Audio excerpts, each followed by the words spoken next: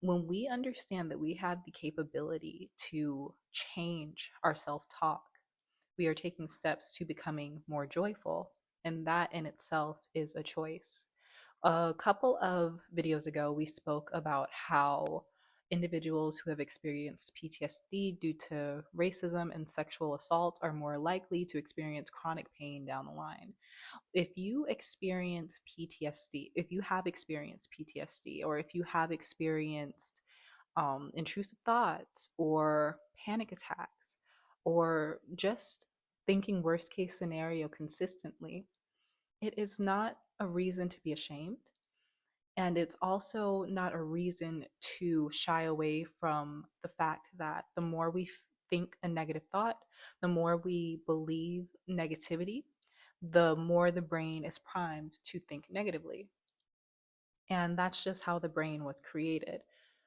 In order to acknowledge that joy is a choice that you are able to make, one would have to be honest with themselves and recognizing that if I am going to make the choice to be joyful, I have to take a honest look at where I am now, mentally and emotionally, and recognize how the gap between where I am now and what I perceive joy to be.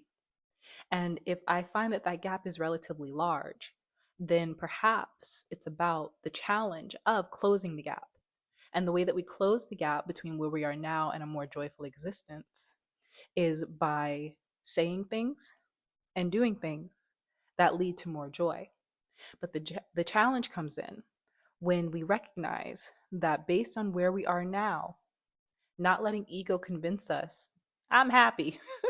I don't need none of this. I'm happy. Not letting ego convince us that there isn't true work to be done, and recognizing that every moment in the day is an opportunity to practice joy, is an opportunity to make a choice for joy.